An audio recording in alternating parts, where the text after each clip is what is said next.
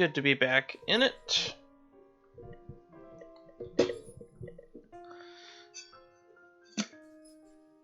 Move my water bottle where I can reach it out of frame.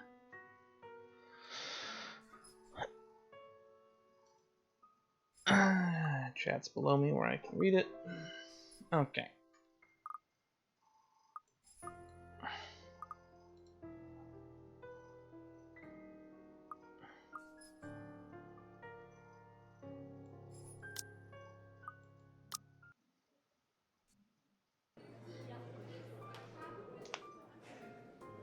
Okay, if I remember, we skipped ahead 2 days.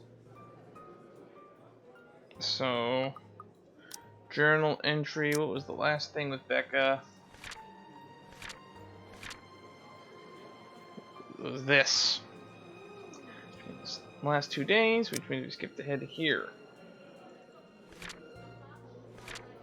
Today's the night of the party? Oh boy, it's party time! The brief lull of the past 2 days is over. It is nice while it lasted. Or as nice as it can get, with worries of Isabella's whereabouts creeping up to me every now and then. Okay, now I'm concerned. Do we see Isabella after this party? Yes, we do. So, I'm not concerned. She hasn't shown up after that last talk we had in the hallway. And the dinner I've bought had since been given to a different neighbor before it spoils. By all means, this shouldn't be anything to lose sleep over. Losing sleep. I do a lot of that. She's gone on work trips before, usually for a day or two. This might simply be one of those. I just noticed that these trees here are moving.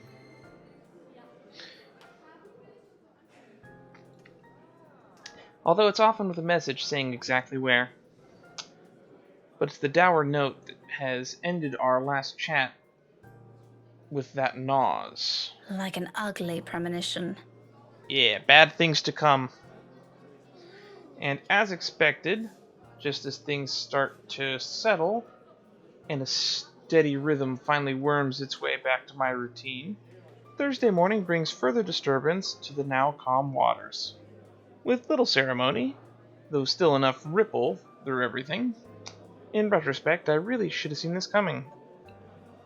Luxburn is a small city, relatively speaking, compared to, say, London or Glasgow.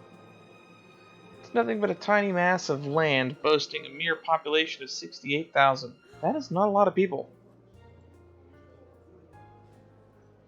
But those numbers alone are nothing to scoff at when standing in a busy street. And if you pay close enough attention, faces taking the crosswalk or riding the subway will soon grow familiar. I don't think I've ever lived in a town with a population that small. I think the smallest town I've ever lived in was probably maybe either Pleasanton or I want to say, I guess Campbell's kind of small, speaking retrospectively, because it's kind of like pushing the border of San Jose.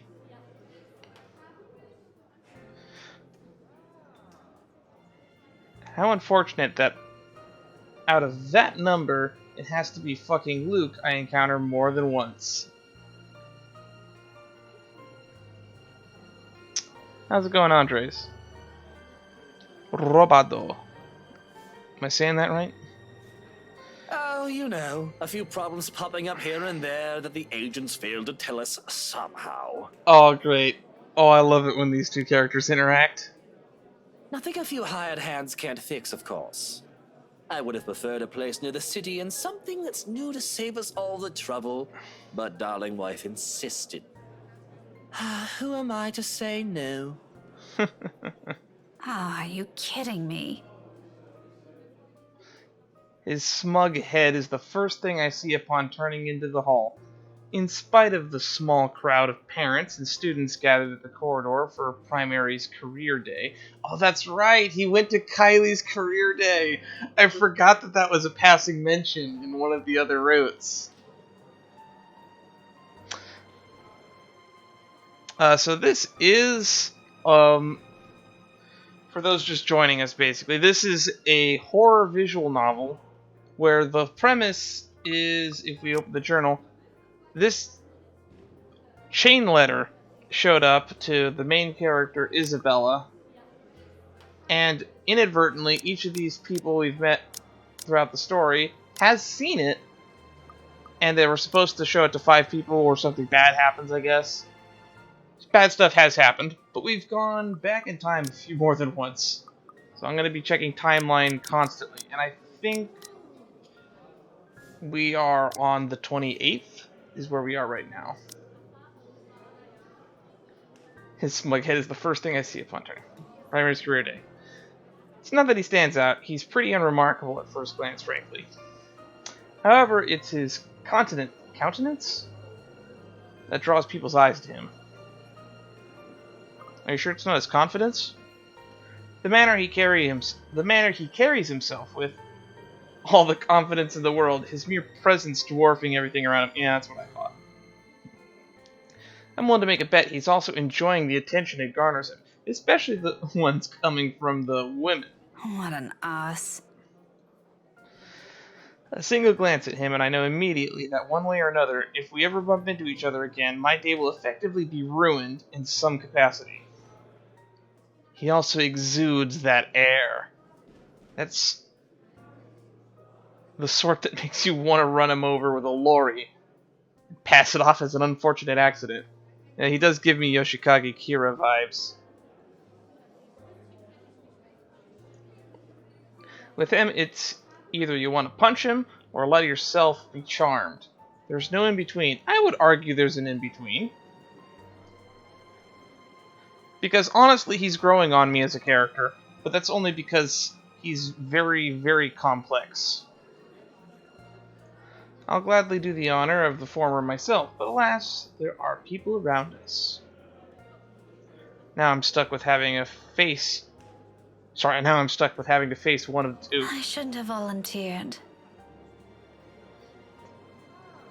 At the time, helping out sounded like a good idea. I have no class left today until after lunch. I could have opted to stay at the teacher's lounge and work on my lesson plans, but that means being left alone with our deputy head and his chatter. He's a good man, but Crivens? Here we go with a word that's not used in my culture, so I can't read it. You can talk anyone's ears off.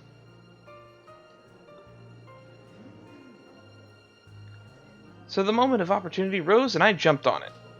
It's a simple task to boot. Just deliver this whole box of materials and a few posters for the event. Maybe stay around and assist if time will allow.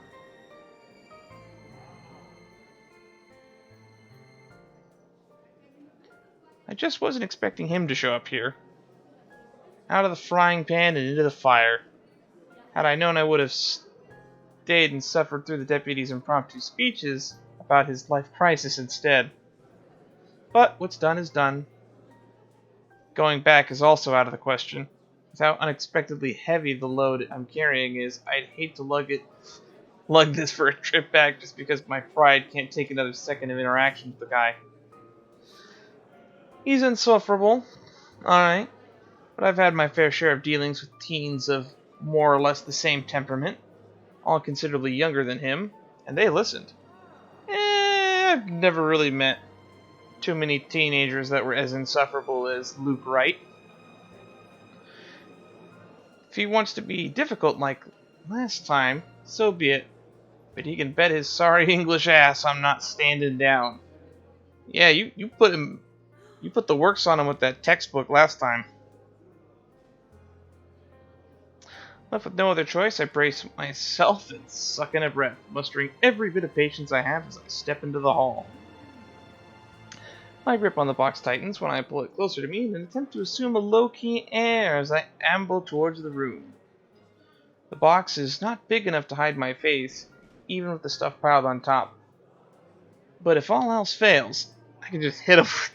She's already planning to hit him again. Great. Still, small prayer forms in my head. If there's even one listening out there, Please grant me enough restraint. Better yet, I hope he doesn't notice me at all. That definitely will make my life easier. Seriously, how hard can it be? He's standing a few ways away from the door, and there are plenty of people between us to use for cover. If I'm careful, I could just go in, hand the stupid box to whoever's in charge, forget every plan of staying any longer than necessary, and step out as soon as I can. Easy as pie. No, he's already spotted you. But as luck would have it, the exact moment I reach the room's threshold, someone barrels towards me. It's Kylie, isn't it? Yeah, she latches onto my waist before topping the sudden commotion with a gleeful squeal. I knew it's you! The force of it nearly throws me off balance, sending the items stacked atop the box tilting dangerously to the sides. With the child's added weight at my waist, pinning me to the spot with both my hands occupied, watching it is the only thing I am able to do. The short seconds in between slows as everything gradually slides off the box's small surface. Under different circumstances, this would have made for a funny story some of the time. Comical, even. No, it will make for a funny story. Just not for you. Till another set of hands reaches out and steadies the posters, threatening to take a nosedive at the floor. Oh, careful now, Daisy. Don't make a mess here. My entire body freezes. Upon hearing his voice alone, an irrational impulse to hit him immediately bubbles up. But before my limbs could catch up to what my brain is currently screaming at me, he moves to take the burden off my arms. Irritation gives way to surprise. Then confusion. It is in that moment when instinct finally kicks in and I tug the box closer to me before he can fully lift it off. What are you doing? What does it look like? Helping! You're surprisingly slow on the uptake for someone of your profession, aren't you? Bloody, doesn't this school have people for this kind of work? Ugh, so much for being a center of academic excellence. I'm going to ignore that slight to my alma mater and my work, because that's not what I'm trying to get at. I don't know if I would ever call my middle school my alma mater, but that's just me. You know what? Why don't we just rephrase that to something you'll easily understand? Yeah, screw it. I'll call my high school my alma mater. Why exactly are you doing this? Well, you look like you could use a bit of help. Have you seen your face while you were heaving this around? I love that it still says sleazy douche for his title card, even though we know his name already. Mister, I'm pretty sure if there's ever a look on my face, it's entirely because I saw something extremely unpleasant this morning. Ooh. Aren't you a ball of sunshine today, Daisy? Having a bad day, aren't we? Oh, you have no idea. I'd put it away if I were you. You might scare the children. Ooh. You don't have to worry about that. This isn't my department. I was just asked to bring these. Anyway, I can handle this myself, mister. The room's just right over there. Behind you, in fact. Now, if you could please move over and make way, it would do the whole world some good.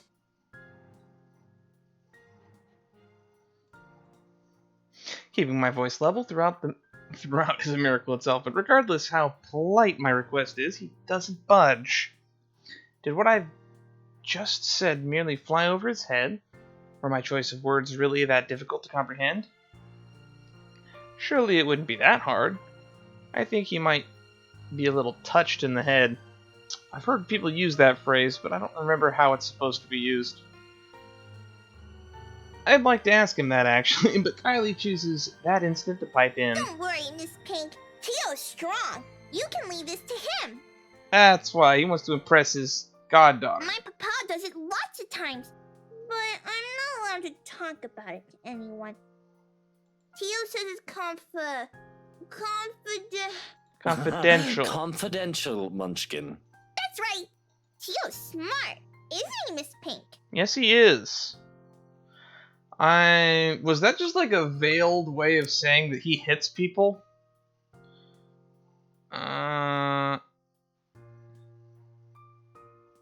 Papa does it lots of times, but I'm not allowed to talk about it. That's sketch. That's real sus. That's what the kids are saying these days, right? Because Among Us is still popular.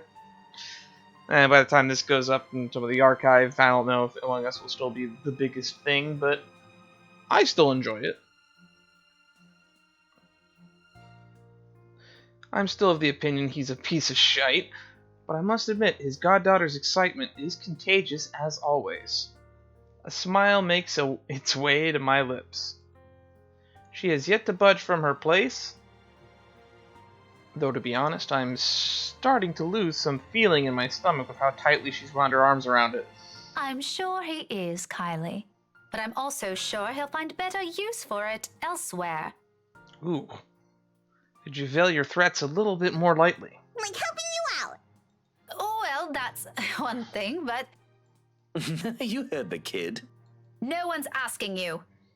I mean, yeah, no one is asking you. But this is an opportunity for him to help. And I am always in favor of giving people opportunities. You wound me, woman. And I'm quite certain I can do more damage than that. Oh, we definitely know you can. We hit him where it hurts last stream. Shall we give it a try? Again? He pales, stammers for a bit until he ultimately decides against saying anything, and settles for a brief show of discomfort instead. He's probably having flashbacks to the last time we met. Need him right in the... what's the most PC way of saying... screw it. We need him in the baby makers. Crushed his cojones.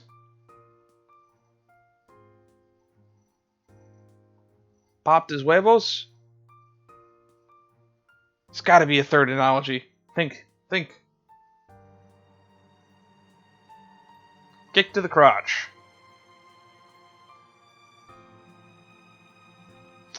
Okay, I think we've hung on this moment long enough. Let's move on.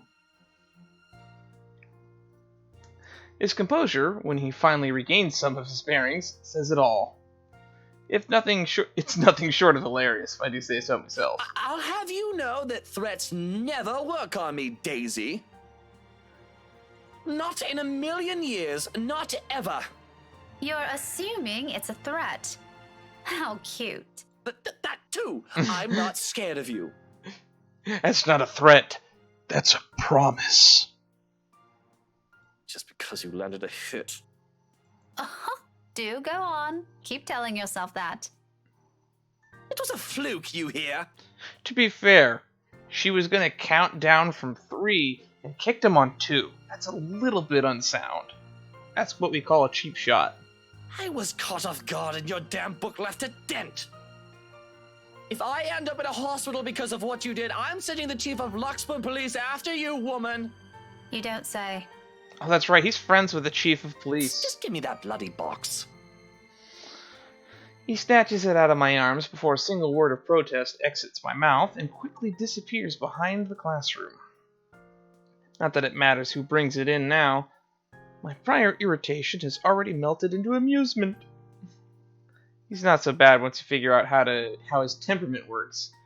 It's almost similar to a child. That's mean. Though I still have to ask... Did your Tio eat something bad before coming here? Why is that the question you're asking? He's unusually nice today. A far-fetched idea, I know, but it's the only reason I can think of why this arsehole is suddenly acting like a decent human. He's quite frankly far from being. First and foremost, we didn't end our last meeting on a good note. If I were him, I'd avoid the very person who put a dent in his skull. As he so aptly put it. Why is he acting friendly 2 days later? He always is. But I made him promise to be extra nice to you since you helped me so much. I think you're gonna be great friends. Oh god. What I'd give to have some of that childlike innocence still. The world has ruined me. And in Shadowverse, the world has ruined my gameplay.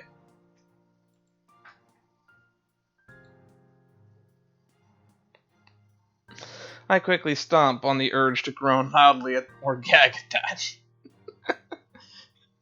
Yeah, you could just give a smile and a chuckle. That'll keep the kid happy, right? He's the last person I'd ever want to be chummy with in this whole city. Kylie doesn't need to know that. Are you sure it's not something he ate during breakfast? Why are you still on the breakfast thing? What? She already explained it. She asked him to be nice today, so he's being nice. What's to interpret? I gave him some jelly babies this morning. Does he like candy? Really brought me lots of them. Mama said I should share, so I offered half of it to Tio when he picked me up. I wonder if he actually ate those or just pocketed them. As I like jelly beans as much as the next guy, but they're not exactly my favorite sweet. He likes the black ones. Of course he does. Oh, that's probably why he's weird. Jelly baby overdose. He's got that sugar high. He could have done everyone a favor and choked on. Wow! Do you want some? I've got more. I couldn't find Melody or Takanko this morning, but I'm sure they'll be fine sharing some of it with you. I forget. What were the names of the 3 kids we saw on the videotape that got murdered? No, I'm not really very fond of them. I was just asking. Oh, where's your mum, by the way? Out of town with Papa. An unexpected pang hits me at her words. The statement, though innocent enough, unearths the whole trunk of memories from childhood. So eerily familiar. Oh yeah, you got parent issues. Nights spent eating dinners alone, number of days coming home to an empty house growing with each passing year. And sometimes several Christmas Eves spent with relatives instead of my own family. It's too late to think about it now, but when I remember, the dull ache is still there, familiar, though lessened by the years now. That reminds me, speaking of family matters, this is going to be a weird Thanksgiving where I don't think get-togethers are going to be as common or happen at all. I mean, I've not attended Thanksgiving before, but it was like only because I ended up having to work the day.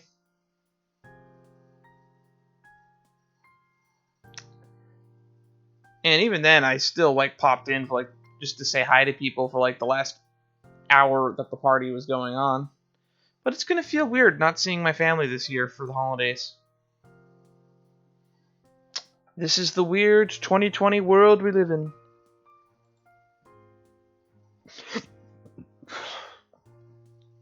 Beside me, Kylie takes a step back, having gotten tired of clinging to me. Oh, she was still clinging to you this whole time. There's nothing but cheer in her. She doesn't seem too affected by the fact. Although it makes me wonder how much of it is real, and how much of it is there to mask the loneliness. If there's even one. What a lucky child. Weren't they informed of career day beforehand? Yeah, I told them all about it. Mama was looking forward to it. And they still left? Uh-huh. It's important business, so it can't be helped. What does her parents do? They promised to tell me about it when they come back tomorrow, though. Papa said he'll give me a gift if I behave. I've been a good girl, right, Miss Pink? You always are. How old is she supposed to be again? But they asked they asked your Tio to look after you? For this? Wow! She let that drop in front of the child. Nope, they didn't. No? Then how? It was supposed to be Tia. Mama likes her better than Tio, so she asked her, but she's sick and had to visit the doctor today. Oh, that's supposed to be a secret, by the way. Oh, but I think it's a bit confusing because Tio said she also went shopping. That's unfair. Don't you think so, Miss Pink? Mama doesn't allow me to go out when I'm sick. That's right, because if I remember correctly...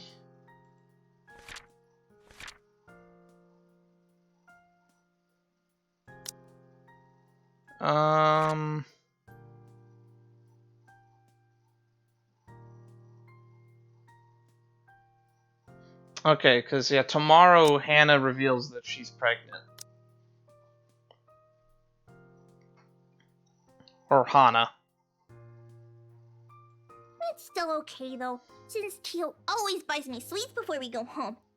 I'm gonna ask for a parfait today. Extra large. Don't tell Takako, okay? Who's Takako? We still haven't met Takako. Listening to her like this, it's easy to get a picture of where Kylie's fondness for the guy comes from. She's far from an abandoned child unless you've been made a promise of some sort. She never forgets those. She'll make friends with anyone, wherever she is. Buy her a few things and voila, you're settled. No wonder she's so attached to the man. The douche probably showers her with gifts whenever he can. I can't say that if the sentiment's the same for the latter, however. He doesn't seem the type, and probably just does it for the sake of getting some peace and quiet whenever he's with the girl. No, he genuinely loves her. We learned that from Hana. And she even uses that as evidence to think that he might actually be a good father someday. Classic But techniques. before that, I'm gonna show him to everyone first. It's gonna be great. No one else has a gazillionaire fairy godfather. Fairy godfather. Also, when I grow up, I'm gonna be exactly like him and marry someone really handsome, You do that, Kylie. like Tia did. That way, I can be awesome too. And there's some sort of misguided logic in there that I'd like to correct. Before I can say my piece, douchebag steps in fresh out of the commotion from the classroom behind us, and plows into the conversation with every subtlety of a wrecking ball. No shite given, despite no one asking for his opinion. Munchkin, sweetie, trust me. You don't have to marry someone for that to happen. Actually good advice. I don't. Just do your thing, darling. I'm quite sure you can do great things on your own without lugging around an extra baggage with you. Tia married you. Kylie drops the statement without any sort of preface. And the moment it lands, the douche finds himself grappling with the conversation. Yeah, well, that's true, Munchkin, technically. But it's not the same thing. A small frown creases the girl's eyebrows when she tries to comprehend Tio's rather vague explanation. She was a very successful woman on her own, I think is what he's trying to get across. It's not surprising either when Luke tenses under the child's questioning gaze. It's familiar. I've seen the same look a great deal of times before, on Ashton, whenever he's trying to say something he can't quite phrase. Another second passes before Douche moves, kneeling in front of Kylie and placing both his hands on either sides of her shoulder. Kind is the last word I'd ever use to describe the man, but in this minute, there's a smile on his face I can't place. Tender by all means for someone who's as obnoxious as him. It's a curious thing to see, if not a bit odd. Listen here, sweetie. Tia was already a great person before she met me. Just like I said. She is? But I don't see her doing anything. She's always at home. Not always, Munchkin. Did you know she's really good at numbers? You're good with them too. You helped me with my homework once. Well, Tia's much better than me. She used to do maths with big numbers. Oh, like millions? Yeah. No, gazillions. And she's really, really good at it. So much so that her dad let her manage anything that had to do with it. That was even before she met me, too. Does that mean she's better than you? Oh, leagues, Munchkin. Wow, this is a side of him that I wish we got to see more often. Way, way better than I'll ever be. Ooh, I sense a bit of inferiority there. For some reason, I don't think he's still talking about his wife's mathematical prowess as his voice trails off. In fact, had I not been paying closer attention, I wouldn't have noticed the change in him. The slight shift in his smile, from one that's tender to something wistful, like remembering a memory he has always been fond of, but has often kept to himself. Helipad! Just say helipad, that'll get him cheered up. Opinions changing, impressions improving. You know what? Why don't you ask Tia next time you have homework, Okay, next time I'll ask her to help out. See? No need to marry a good-for-nothing bloke. Can I also tell her to not stay at home anymore? If Tia's good at it, I'm sure she can help you out too, and Papa. He computes a lot of numbers, too. Tia can help him. You go do that. I'm sure she'll love to hear it, Munchkin, even if it's been a while since. Yeah, because I believe we talked to her about that. She definitely has thoughts about going back to the working world. And honestly, I think it would be the best thing for her. Because just being, what's the term, a trophy wife, just doesn't suit her well.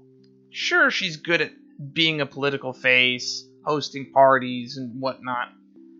But she's a very intelligent woman, and she should probably do what makes her happy. God, I'm getting way too emotionally involved in this.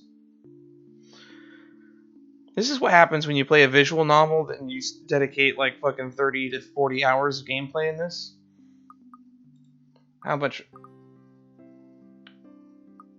I have no way of calculating how much time I played this.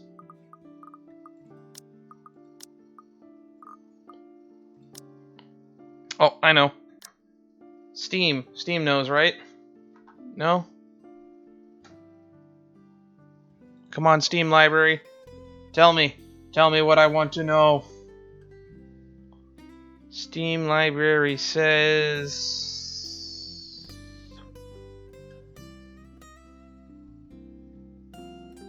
Team Fortress... Terraria... The letter... only 22 hours? Okay, I thought I'd been playing this longer than that. I guess we've kind of just been speeding through it. But yeah, we've gotten to know these characters pretty well at this point. Well, everyone minus Ash. That guy is a walking mystery novel. Probably before he can say other things, he's never intended to say, or a child is not meant to But hear. off you go first. I think I saw your friend run off to the other classroom. The one with the pigtails? Which one is that? Go say hi to her. You still have those jelly babies to give her, yes? All right. But wait for me, okay? I've got loads more to show you. They put up my drawing on the bulletin the other day. I'm gonna take you there later. I'll be back. She soon disappears behind a small crowd, none the wiser to the sudden change in mood around her. Luke straightens as soon as she's gone. The expression on his face grows less kind now that there's no one to reassure. Despite that, a chuckle still escapes me. His head quickly snaps to me, an accusing glare clear in his eyes. Although it's less threatening now, considering what I've witnessed earlier. Funny how one's impression of someone can easily change with that minute detail. Why are you laughing like that? Don't mind me. I just saw something surprising today. Don't let it bother you. You know, putting it like that won't make me any less inclined to ask. What is it, woman? If this is another one of your threats, I've already told you it isn't going to work on me. That good teacher act isn't going to fool anyone. What makes you think it has to do with you? I could have just remembered something funny. Not everything in this world revolves around you, mister. Well, that's what you think, Rebecca. Your world is a visual novel that I play. Everything revolves around Luke Wright. I am not daft, Daisy. It's on your face for all the world to see. Well, or at least Isabella Santos. Now, say it so we can be done with this stupid talk. I let out another laugh. More to delay than express any sort of amusement over the matter. In truth, I don't know where to start. One wrong move, one wrong word, and I might offend the man.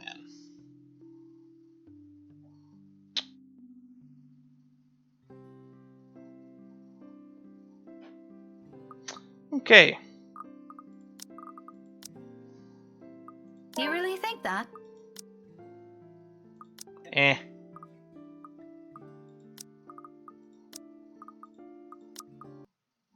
Tell him what he wants to hear. Oh well, regardless of how he reacts, it's not like I'll have an impact on anything between us. I have no plans of getting too friendly with the man, though he might have some good points, emphasis on might. The best treatment I can help myself is to give him to stop thinking him a sleazy douche. Besides, after seeing that look on him, I figure someone like him can use a little compliment here and there. He probably doesn't get it much considering how coarse his own language can get. Can't you act a wee bit polite for even a second of your life? It won't kill you. You'll easily get answers that way, you know? Instead of demanding things from people like a temperamental man-child. I'll be nice when I want to be, woman. Don't tell me what to do. And here I was just thinking how you're doing a brilliant job as Kylie's guardian. Was I mistaken? Was I mistaken? I'm sorry, this improved his mood somehow? What? Sorry, I didn't catch that. We're almost on as good terms with him as we are with Ashton at this point. That's hilarious. And it looks roughly, if I tilt my head, like he's about lined up with Zachary now as well. Isabella leading the pack, though.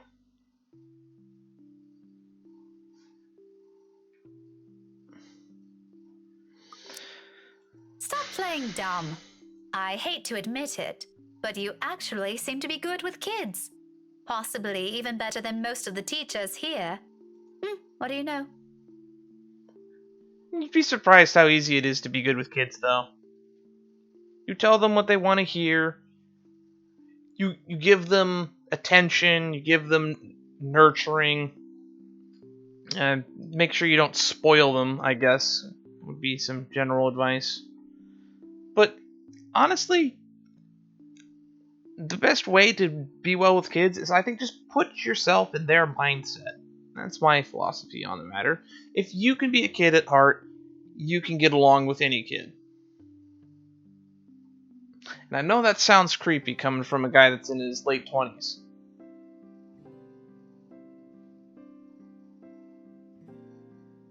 But I am someone who does want to be a father someday. So, childcare is something I have studied. And parenting is not easy. So, I'm studying now, even though I probably won't be a father for probably another 5 to 10 years. I expected him to just take it all in, bloat his ego more, even brag about it. Instead, what I get from him is a sound resembling a squawk. Or maybe that's him choking on his own pride. I can't tell about the hubbub around us. When I glance at him, only a mortified expression is on his face. No. Really? No? Oh, that's right, he does not believe he's good with kids. And he does not...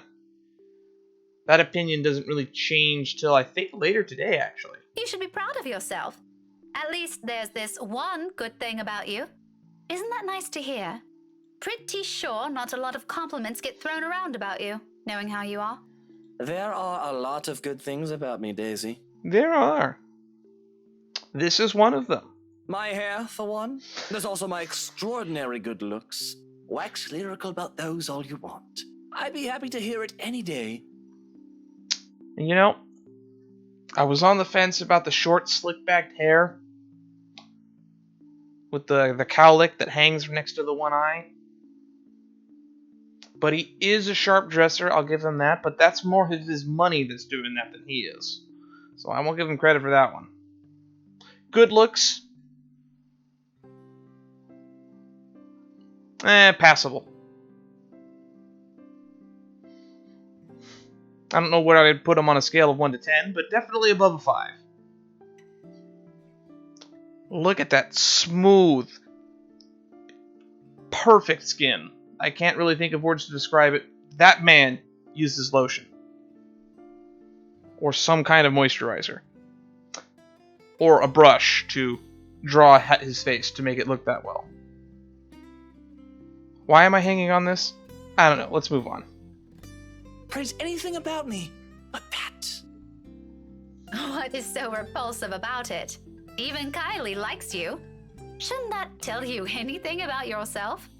Kylie is one kid, not even my own. Trust me, you do not want to see me bring a spawn of my own into this world. It'll be an abomination. Is that what you keep telling yourself? Maybe. Is it any of your business? No.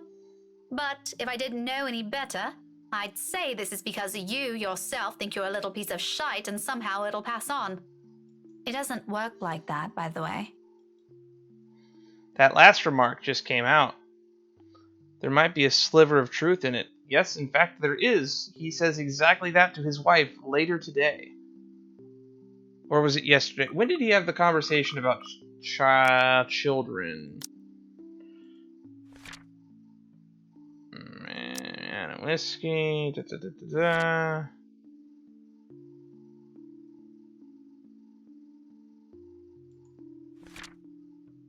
Da, da, da, da. No, no. No, that's the housewarming party.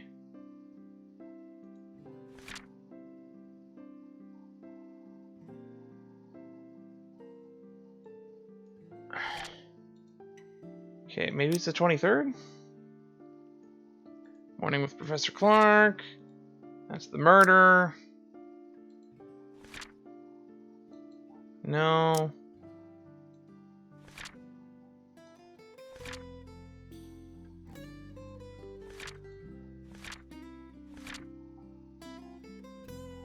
No.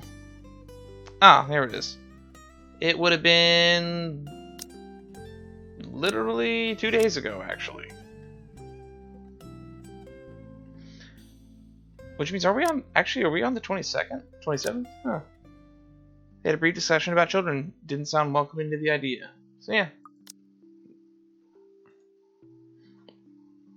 Even for my own standards of the kind of person I'm talking to, it's still quite rude. An apology is already at my throat, but the minute I open my mouth, all of what I've prepared myself suddenly dissipates. Lost in that moment in front of me. He has turned his gaze outside, staring at some point past the buildings, blocking the view of the sky, equally lost in his thought. He's a vexing man under so many standards. However, in this moment, the morning light streaming from the window lends his features a certain air. Softer, less severe than what he often flaunts. I might as well be looking at a different man. There's a tender note in his voice when he finds it. The words muttered under his breath, not intended for anyone but himself. Nevertheless, it reaches my ears, unintentional as it may be. You're right. She deserves someone far better than me. All that talk about self-worth makes some sense now. And some profound knowledge he pulled out of his ass. It has come about because he's already been there, likely still stuck in the middle of it. Preaching about your own personal experience is easier after all. You know, for a man with this much ego, I'm surprised he hates himself so much. Less room for mistakes, more of a dose of self-loathing. What a complicated man. That's one of the reasons we like him, because he's probably great and worthy of a character study. Just when you thought you've already figured him out, he does one thing and says the other. People like him are the most difficult to gauge, far harder to understand. Yet it might be exactly for this reason why you are so easily charmed by him. It's the mystery that catches them, of wondering to find out what's underneath all that bravado. I won't count myself among those yet. His winning personality isn't exactly my cup of tea. But sometimes you get a glimpse of what's beyond the machismo. Machismo? I've seen this word before, I've never learned how to pronounce it. Empathizing with the man isn't too steep of a hill to climb. If the comfortable silence we now share tells anything. Perhaps this is as close to friendship as we can get. Several insults flung around, with a few shared silences in between. And that's not exactly a bad thing. He's not exactly a bad guy either, despite the awkward start we've had. Maybe it's for this reason that I can't resist throwing in a little comment to lift the mood before leaving him. You know, Luke, you're not such a bad person. Is that supposed to make me feel better? I'm touched, Daisy. You do have a bad streak in it, but I blame alcohol mostly for that. Take it how you will, but a little attitude change would help. a lot. Bollocks. Right, of course. Let me know when you're done with your lecture, ma'am. And you can probably start by not leaving your wife out while you're having some quality time with your goddaughter. Who knows? Maybe that'll help change how the child sees her. Where did you even get the idea I'm leaving my wife out? Have you ever even met? No, but I did see her with you two last time. His indifferent expression quickly dissolves into a confused scowl while I meet it with a matching perplexity. That was not his wife that was with him. I believe you saw a ghost. It has only been 2 days. Surely his memory isn't that bad. What? When was this? At the cafe, after you left. She was sitting right beside you. Kylie was at the back and you were driving. Daisy, are you sure you haven't accidentally hit yourself with your own book? Because that damn thing's quite thick, and I'm really getting worried about you. It has only been a few days, and concussions can be dangerous. I suggest you have that checked. Well, you asked. I just answered. Yeah, his wife was not there. There was no one in the car with him. Just him and Kylie. It's pretty rude to make her wait like that, by the way. How can I make her wait when she's not even with us? What? It was just Kylie and I that night. Now you're just pulling my leg. Luke exhales a long, drawn out, his impatience rapidly changing the companionable air around us. In the face of it, I tense. I've accidentally stepped into another minefield. Any chat I've had with him so far has been like this. Why this still surprises me escapes me. But above my worries I am of offending the man is my own bewilderment. I remember well enough that I saw that night, yet he says something completely different. Wifey was out with Kylie's mummy that night. She wasn't with us. How do you think I ended up on babysitting duty? But in the front seat. Front seat was empty. Miss B! What happened? What happened, child? Kylie's sobs reach my ears, and then there's a familiar weight that returns around my waist again. Hot tears seep into my blouse as she buries her face in it, her arms winding tightly around me. Luke and I briefly exchange worried glances, his own lips shut tight with concern. Her cries are soft enough to not attract the attention, but most of the visitors have already been ushered inside the rooms by now anyway. Except for you, and you, and you, and you. And of course the three of us. Those that still linger, though...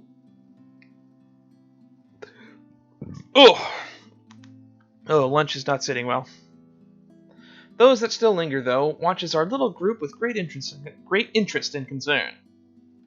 If I don't get a better handle on the situation, I have a feeling Luke will start yelling at everyone soon. Kneeling, I gently pull the girl away from me, cupping her face and wiping away tears, creating little trails on her cheeks. Her mouth is drawn, miserable and pout when she peers up at me. All right, Kylie. Calm down. What happened? What happened? It's my friend! That's a little too vague, Munchkin. Let her speak, Luke. Who is it, Kylie? Melody? Or was it the other one? Takao? Yeah. Did the two of you fight? She nods, then immediately clams up, letting her sobs communicate the story instead, or as much as her shaking shoulders can tell me.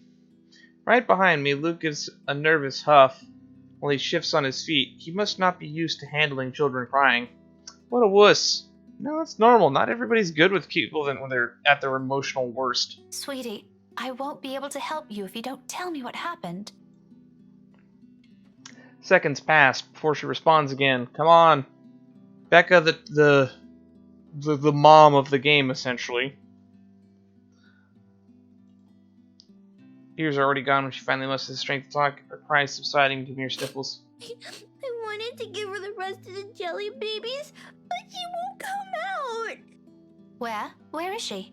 Oh no. Is this where we find out that her imaginary friend isn't real and it's actually the murderer? In the little girl's room. Is she still there? I Another nod. won't say what's wrong. I kept asking her, but she told me to go away. Career Day's going to start soon. I saw the prizes Miss Alice will give us for good. She's gonna miss it. Is that what you told her?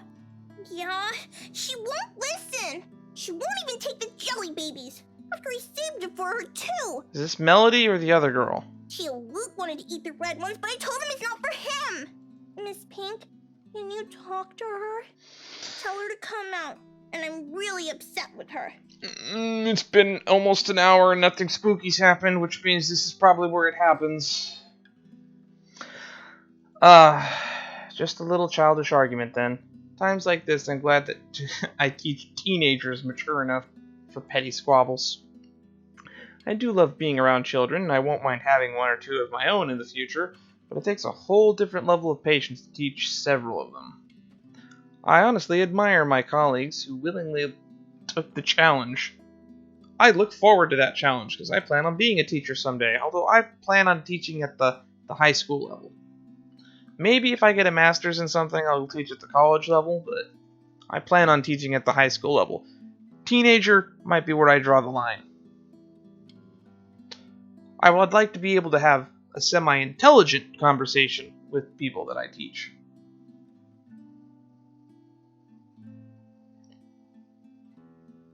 Normally I leave this for their homeroom teachers to fix, but I can't just ignore the imploring look she shoots me. It's another weakness I'll have to steel myself against before I ever think of having one of my own. For now, I give into it. Okay, tell me where she is, sweetie. She already told you, bathroom. Probably on this floor. Sighing, I stand and gesture for her to lead the way.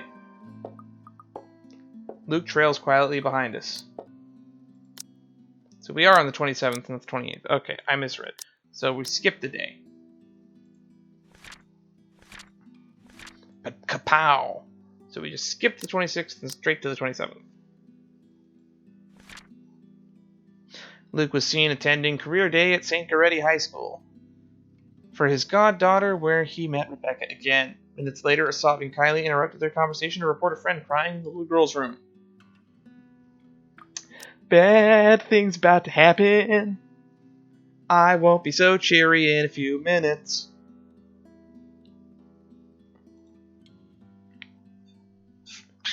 Might as well get a drink in.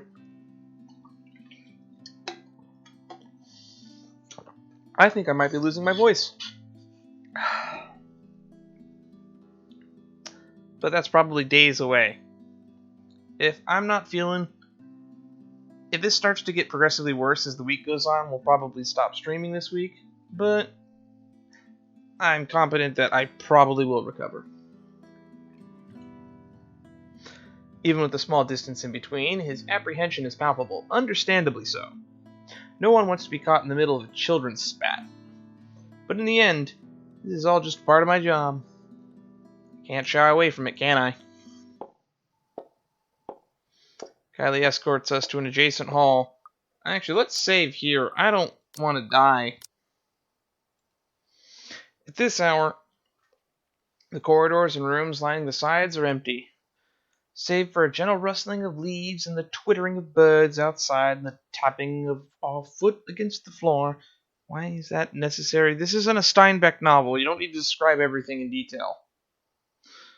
The whole area stays eerily quiet. Not unusual, though. This is the part of the building reserved for club activities at the end of the school day. What is this, a Japanese high school? Or are all like fancy boarding schools like this? This is the part of the building. Okay.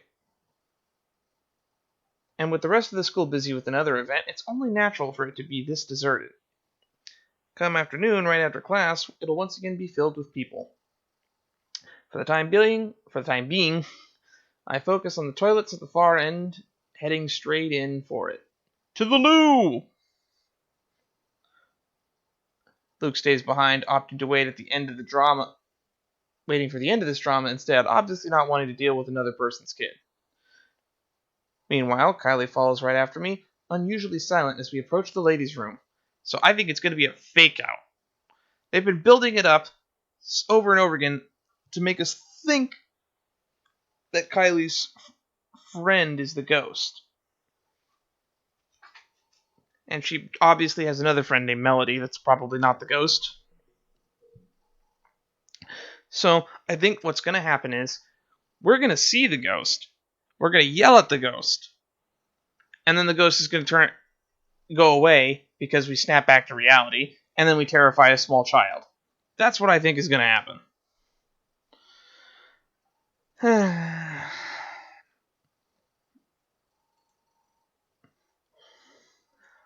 kind of like, because that's what they did with Zach, actually. Sometime before we made our turn down the hallway, she has stopped sniffling and started singing a tune under her breath. London Bridge is falling down, falling down, falling down. London Bridge is falling down, my fair lady.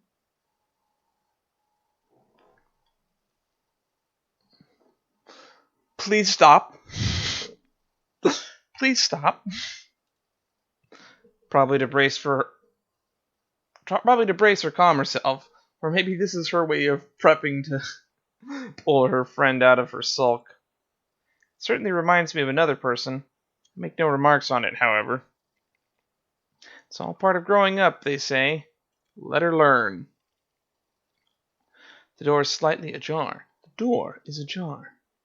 How can it be ajar if it's a door? When we get to it, and from the inside, the sobs of a girl echo weakly, barely audible, even in this kind of hush.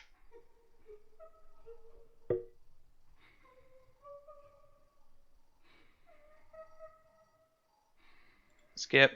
Turns out Kylie's not the only one upset about this. Despite the situation, a smile forms on my lips as I call out to her friend. Hello? Hello there? You're Kylie's friend, aren't you? Melody, is it? She's looking for you. Children can be so amusing sometimes.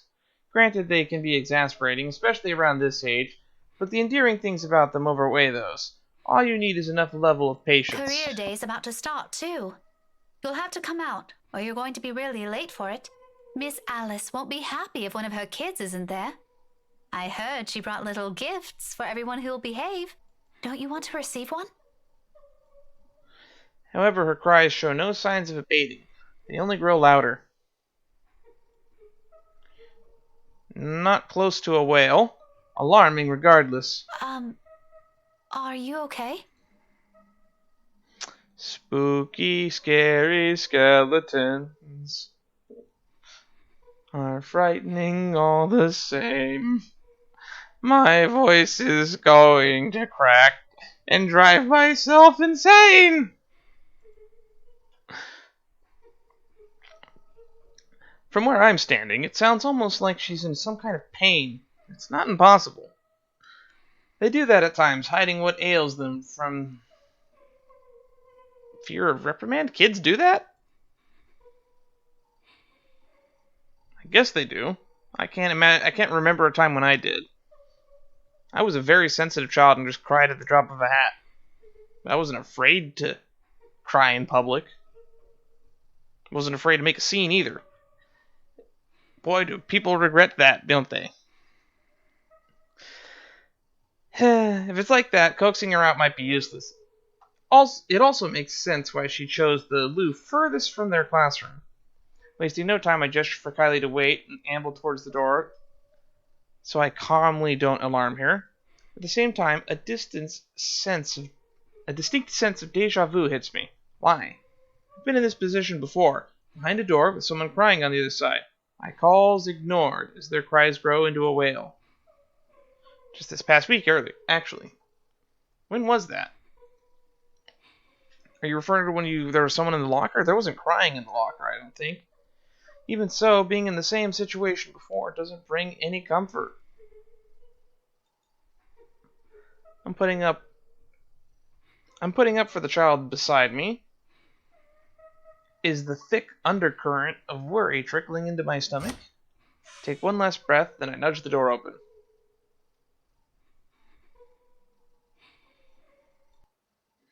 I'm gonna be pissed if there's a QuickTime event again. It all happens in the span of a second. Shit. I don't make it past 2 steps into the room. Her cries abruptly stop. Light footsteps shuffle behind me, coming to a halt at the door. My heart skips a beat. When I turn, Kylie?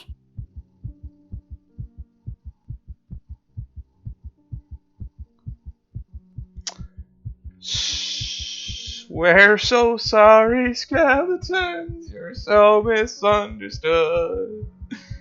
We only want to socialize. But I don't think we should.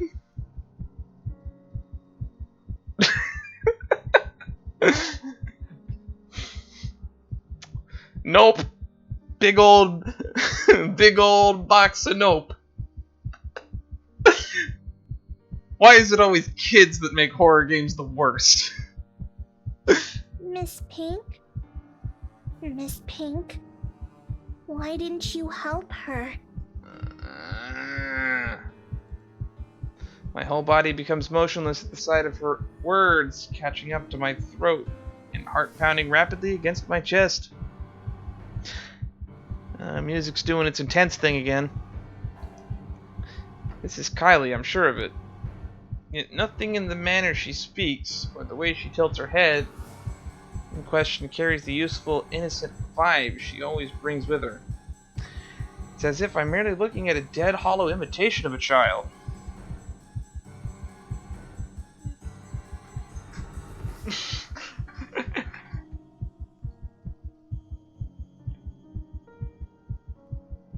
Can't you hear her? She's asking for your help. Why aren't we trying to help the ghost? That's a good question. It's not those that trigger a memory. It's those chilling eyes, calling, beckoning. Why won't you listen to her? All at once, the memory returns to me. A tide that receded and now returns to a shore with overwhelming force, carrying images of a single moment from days ago. Of a world passing by in a blur, and of features I can barely discern under the light there was. Not even a week has passed. In this minute, while I keep my eyes trained on the child before me, they return with such unbearable clarity. There are no horrid wounds this time, no blood streaming down a pale face. Oh, are we talking about the incident where she was behind us in the car? Thank heavens. Just lips contorted into a small, twisted smile. They brim with venom. I've never expected to ever see in a child, sending tiny pinpricks of dread crawling up my limbs and winding up my neck. Is it hot in here or is it just me?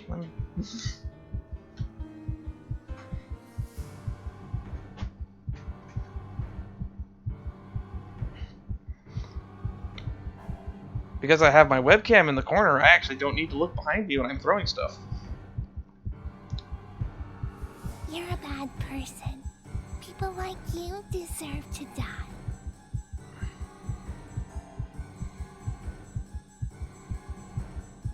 Is it too late to back out now? She's kind of blocking the exit. I can't breathe. Yep, here we go. QuickTime event inbound, right? This is usually where they put them. Those whispers and laughters again. Let's do this now. Judging, mocking, taunting, each scathing word ringing sharp and true against my ears. My throat closes in. My whole body tenses. Chill settles at the tip of my fingers, every digit gone rigid from the cold. With every single draw of breath, any struggle for air or freedom, coils wrapped around my body tighten, dragging me down. A gradual, torturous descent into another bottomless abyss.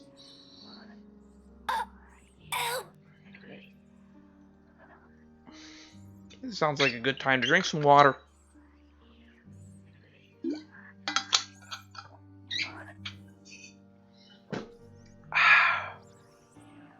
On and on and on and on and on and on and on and on. How's the song go from there? Until I lose touch with myself and the world. Help me. Till darkness claims me, and unexpectedly, a note in the distance, harsh and piercing, cutting through the thick stupor, shattering the haze without warning. Are you ladies done with your business here? I don't have all morning to wait for you two. My eyes snap open again, and the world shifts into a place with a ragged gasp. When I glance up, a different set of eyes greets me. Are you okay, Miss Pink? No anger, no vile hatred, just plain, sincere concern. But the creepy music is still making the ambience feel uncomfortable. Bit by bit, I become aware of my surroundings and myself as warmth steadily slips back to me. I've reached out for the nearby counter to steady myself at some point, and my knuckles have gone white from how rigid my grip on it is. It's over now, yet the tension hasn't left my body. My heart still hammers hard against my chest in an erratic rhythm, and my breathing still comes in short, shallow bursts. Before me, Kylie fumbles with her hands, utterly unsure of what to do. To an adult, what is probably a laughable Did you state. get sick? I'll call Tio, okay? Stay here and don't move. No. No need. Just leave me alone. Tio will know how to fix you. Oh wait, okay? I wish I can speak reassurances to her, but I can't shake it off. The dread is there, twisting my insides in anticipation of what? I'm no longer sure. Pushing myself off the counter, I break into a run. Brushing off the anxious look Kylie gives me, I gently push her away on my way out, the furrow of Luke's brows when I stumble into him outside. Whatever they both saw on my face, I care not to know. Bloody hell, I don't even understand what's happening anymore. When in doubt, run away! Joestar family secret technique. It's foolproof. The tremors continue long after the last of my classes have ended. Although none of my students have commented on it, I've caught a few sharing anxious glances every time a pen slips from my hand or shoulders tense whenever called. How unusual it must be for them to see a normally composed Mrs. Gales become a bundle of nerves. Even the most boisterous ones have given less grief today. You'd think being on my 4th cup of tea would provide some sort of comfort. That does not look like tea. Or is it the 5th? That looks like lemonade and pot.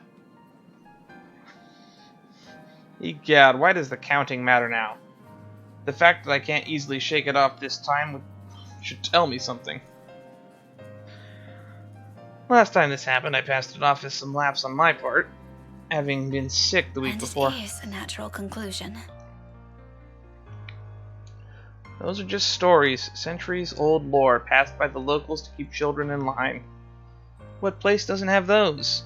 One of my Dawes books even went as far as to describe them as a strong part of Isabella's culture.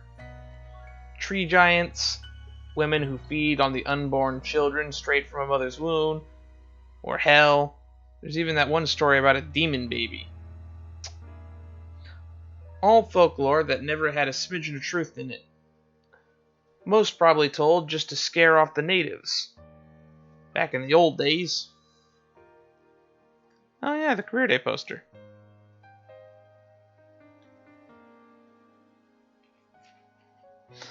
Much like every other one in every other place, the world is more universal than people care to think. Looking at it from where we're standing now, after staring right into the eyes of that woman, after all the things I've been hearing and feeling, perhaps there's really more to that bloody letter than some of the awful Halloween pranks. Perhaps Isabella's right all along. Finally, we're breaking through to the other characters. A terrible thing, if true. Though that thought doesn't linger long, thankfully. Soon the ringing on my mobile takes my attention away from it. An unfamiliar name flashes before me once the screen lights up. My brows knit together. Marianne McCulloch. Staring hard at the screen, I try to remember when I've entered this person on my contacts. It was she's the one that gave you the book. It takes a moment when it clicks. My eye zeroes in on the book lying wide open on my table. Loaned out from the library almost a week ago. I met the woman there by sheer coincidence, fellow history buff apparently. We were after the same book, but in the end, she's given it to me, under the condition that I call her once I'm done. To be honest, I've completely forgotten about it until now, and well, I haven't really taken a peek at it until today. Normally I'd be done with the whole volume of this size in a few days after taking it out. about one or two, depending on how busy I am, but finding a chance to sit down and read through it has been more difficult lately than I anticipated. One moment I'm busy simply grading worksheets, attending a movie premiere the next, and someone suddenly inviting me out for one reason or another. Days later, a friend stops showing up in her flat. Right after worrying, reports pop up in the local news. There simply isn't enough time to breathe and get a grip on things. I have been flipping through the pages of said book moments ago, although never really reading anything, just merely hoping for a distraction. No avail. My phone gives out another ring, and this time I do not hesitate to Marianne? answer it. Hello! Here I was starting to wonder if it was a bad time to call. Is it? No, not at all. I dismissed my last class a few minutes ago. I'm pretty much free for the rest of the afternoon. Unless something comes up. Is this about last time? The book? Not really. I was hoping to ask you about some other thing. Wonder what this is about. Oh, sure. What about? This is new news to me. You grew up in this city, didn't you? It's a peculiar question to ask someone you've just met, but I answer nevertheless. I'm more curious to where she's heading with this. Born and raised, third-generation migrant. Why do you ask? So, you must be familiar with the local lore. The, stories? Quite. If I'm going to teach about history, I'd like to think I am, yeah? But a family friend would be a better person to ask. If you want, I can contact him for you. No, let's just keep this thing between us, okay? It's nothing too big. Alright, I really don't know how else to put this without sounding a bit crazy. But things have been really, odd. Yes, they have been, Marianne.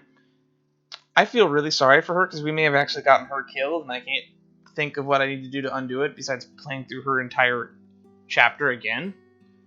Because she's like locked in like a dungeon under the house. But that doesn't happen till tomorrow. Oh, this is a creepy preacher day. Do you remember the mansion I mentioned back when we met? My current project? In hindsight, I should have expected it'd lead to this. She must not have lived here long if she's asking about this now. It didn't take a week with Isabella when she arrived, but that's Isabella, superstitious down to the last hair. Though it won't be too far off to think Marianne has only started thinking about this recently. She's working on the damn house itself. I must admit, even I'm curious now, despite living here for so many years and having so many chances to look it up before. The Ermengarde Mansion, yes? Yes, that one. And, the thing is... Oh dear, this is a bad idea. You know what? Just forget I ever called you about this. It must have been the sunny weather. It's making me sick and see stupid things. See things. No, wait. It's all right. I don't mind. Just a moment's pause before she responds again. She's right in that. This is a silly thing to talk about, especially between what I assume two people who are pretty grounded on their beliefs with regards to these things. I won't blame her if she hesitates. I can't believe I'm asking you about this. It's fine. Why don't you just think of it as some form of research? Well, alright. But after this, we're going to forget we ever had this talk. This phone call did not happen when we were playing as her, so I'm very interested. My lips will be sealed. Now, what is it about the mansion? Just, what do you know about it? The general gist. The place's past. What happened to the owners? Anything you can give me. To start off, I do my best to give the concise summary from the last time the house was commissioned, 400 years ago, who had it built, up to the point where it got deserted after the last heir's death, and the deed was passed on to the Ermengarde's nearest relatives. Frankly, if it weren't for those urban legends persisting, the house would have already faded into obscurity long ago. Demolished, even. See, this is what we should do with all haunted buildings. We should demolish them. That way they can fade into obscurity as legends of the past. That being said, I'm also a kind of a preservationist, and I do like the idea of saving historic landmarks, so I'm kind of torn. If you can prove to me beyond a shadow of a doubt that a place is haunted, all in favor of destroying it. Otherwise, I guess the preservationist in me would want to preserve historic landmarks. These are all nothing she probably hasn't heard of before, yet there's a dissatisfaction in her tone when I finish. All there really is to it? As far as I know, there's this little bit I forgot to mention about Lady Charlotte Ermengarde's death, but most of those are just theories. Aside from that, this is really everything we've been teaching all these years. Should there be anything more? No mention of any other weird stuff? Other crazy stories? It's been so long since I remembered what the stories were, because they were told to us like in the first opening 30 minutes of the game. I guess I can go back and watch the first stream of this if I really want to know. I might do that later. Not today, but tomorrow. Or a letter of some sort? My blood runs cold. Any warmth and comfort the tea I've drank has given me prior has instantly been drained out of me.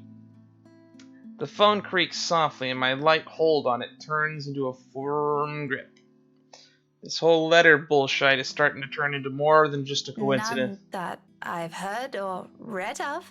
What does a letter have to do with this? Oh, no. It was just something I came across. Ignore it. Random thoughts, you know? By the way, I need to run.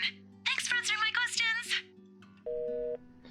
She ends the call abruptly with only a clipped goodbye, leaving my mind heavy with even more thoughts.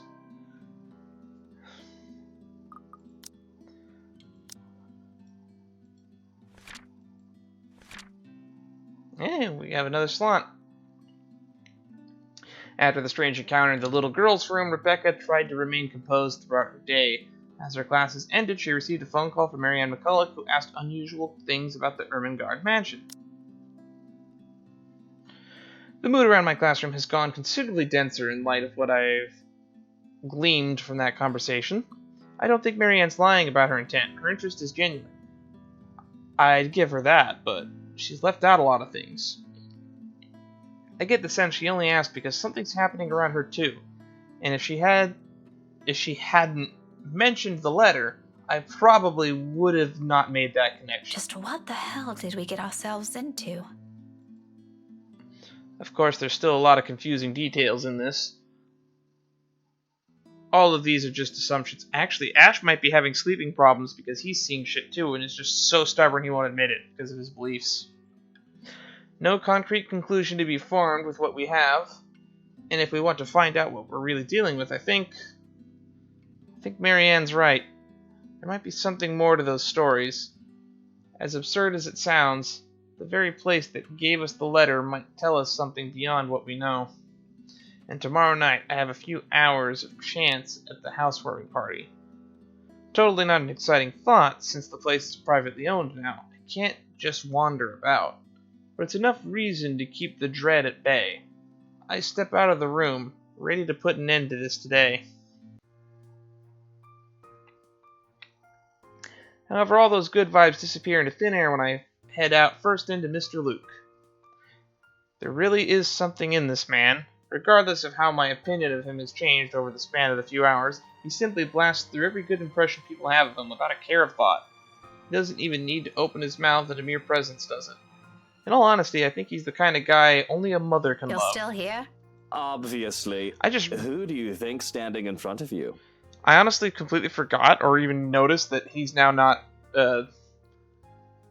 Sleazy Douche, I think is what his name was listed as before. Obviously. An ass. Oh, come on, Daisy. You've done better than that. Losing your touch? Luke, I don't have time for this. I'm heading home. and your face is the last thing I want to see before I leave. What do you want? Belatedly, I notice his hand. Partially raised, almost poised for a knock. A slight lift of an eyebrow as he quickly drops to the side and turns to Kylie. She's standing a few steps from him, holding her hands behind her back and towing at something on the floor with her tip of her shoe. He then proceeds to make a vague gestures at me at the child. He resembles a fish flopping on air with the way he's moving his arms, though I think he's trying to urge her to speak up. Munchkin, I thought you wanted to tell her something. You do it, Tio. This wasn't my idea, darling. Don't worry. I won't tell Tia what you told me the other day. And this morning. Luke exhales, rolling his eyes at the ceiling and maybe praying for the universe to grant him more patience. He knows a losing battle when he sees one. He may act worse than a 5-year-old throwing a tantrum at times, but he's no match for an actual child. No one can throw a bigger tantrum than a toddler. Nothing better than getting served a dose of his own medicine, huh? Once his frustration has been promptly let out, he points a rude finger at me. I do my best to stare offending Digit down, but I can already hear the demand before it's even out of his lips. You, come with us. What makes you think I will? Because little Rugrat here is upset and worried, and it's your bloody fault. I've no idea what happened this morning, but if you don't come with us, I won't be hearing the end of it from her. So do me a favor, Daisy, and just be glad I'm inviting you. You're asking for a favor, and you can't be bothered to be polite? Just go. I don't know. It's been a really busy day for me. I kind of miss my couch. Daisy, you just I love the nicknames of this guy. say yes. A pause follows, almost too dramatic. Afterwards, his face twists into something between grimace and smile. As it happens, he appears like he's in a lot of physical pain. You'd think the man is getting an aneurysm by simply being polite. Please? Tia said it'll be his treat. What? I said no such thing, Munchkin. I only agreed to this because you requested it. I'm under no obligation to feed her. I promise I'll be quiet the next time I visit. Oh, all right, but just one meal and make it the cheapest. He and Ashton will get along famously on that department. On a different front, the offer of free dinner does sound enticing, however half-heartedly given it is.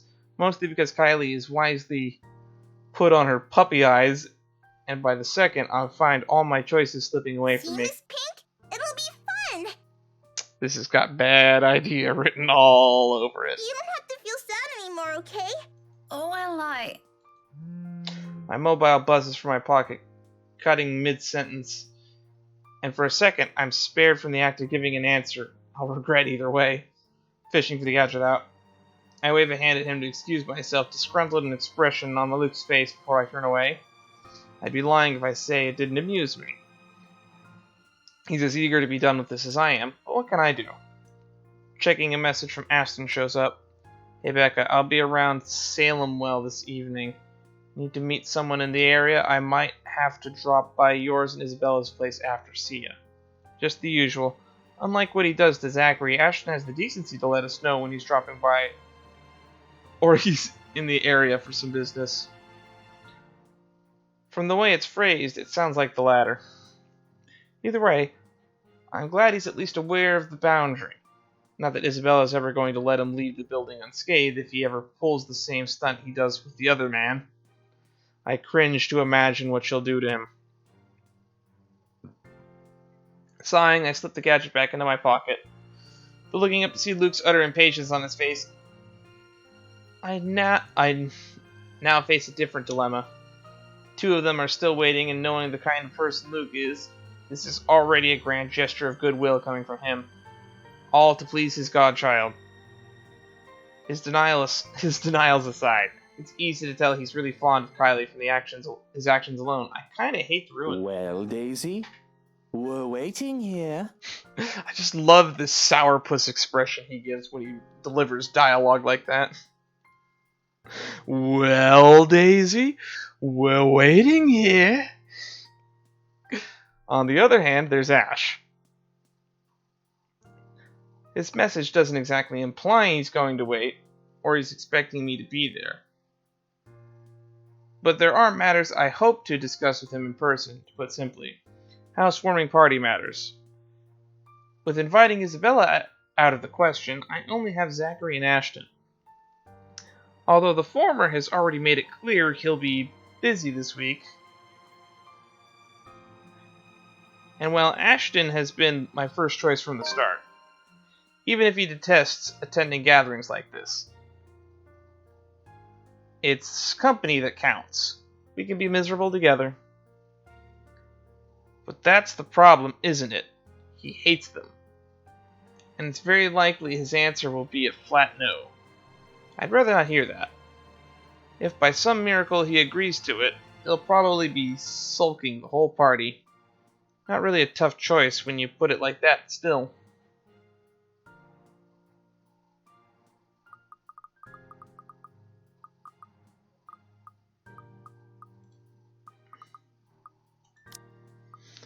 Okay.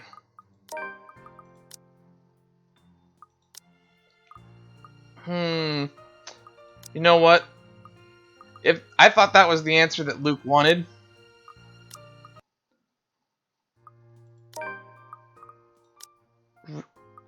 But we'll keep Kylie happy. We'll keep the murder child happy. In the end, it's my own fondness for Kylie that wins out. Chances are I'll only have to endure his presence for an hour or so. If it lasts more than that, I can make up an excuse, a sudden call from a friend, or things on work. It doesn't seem so bad when I think of the pros and cons. At best, it'll be a quiet dinner. At worst, it'll be an awkward affair where we're both eager to be rid of. I'm leaning more on the latter happening, hoping for the former, of course. Okay, but only because Kylie asked. Kylie's face instantly lights up. For the third time today, she tackles me into a hug before pulling away, dragging me by the hand towards the building's exit. Kylie strikes me as one of those kids where you could walk around hobbling while they like completely cling to your leg, swinging with each step. That's the kind of child I imagine this, when she's not got murder face on. That's alright. I'm sure Tio doesn't mind. Oh, I'm sure he minds greatly. He let me pick where we're going to eat. Don't worry, it's just close. Is it a specific place I've been to before? Luke follows closely behind, and perhaps out of some desire to keep the dead air away, I can't resist throwing in a quip. Keep your distance. You better not do anything funny, you hear? I'm the one who should keep my distance. May I remind you who approached me first and what you did right after? Oh, I remember it clearly. But perhaps it's you who needs a reminder. You seem to have never learned your lesson. Care we give it another try? Maybe this time it'll stick. Maybe this time it'll stick. I don't think we need to knee a man in the balls a second time in this. I don't know. Have we tried attacking the ghost yet, actually? No one's tried that now that I think about You it. think you're scary? I'll show you what's scary. To my surprise, his tone lacks the usual sardonic note in it. And briefly, I pause to stare at him. He quickly shuts his mouth right after and walks ahead of us. All talk and no trousers. All talk and no trousers. Nice! I gotta use that one. Like the usual. And for the better part of our walk, except for Kylie's excited chatter, we don't speak. Somehow, I have this strange feeling I'm already getting used to this kind of banter.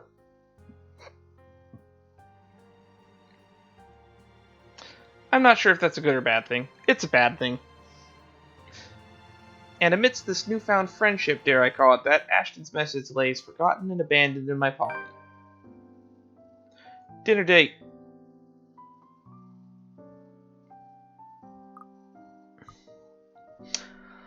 Of all the places nearest to the school, Kylie picks this one, and waiting for food to be served is as awkward as I imagined it would be.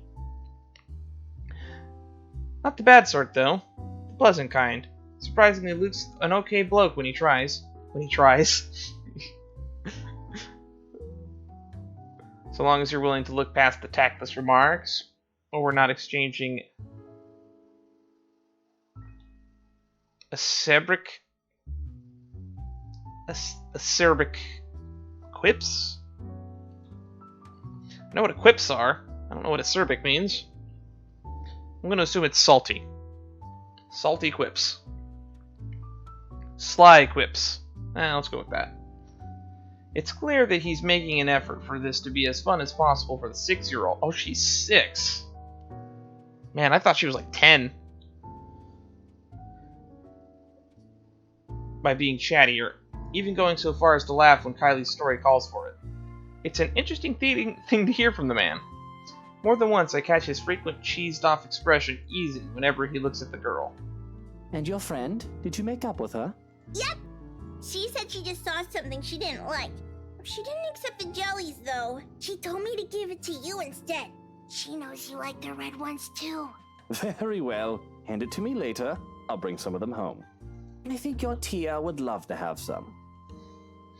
What a terrible liar.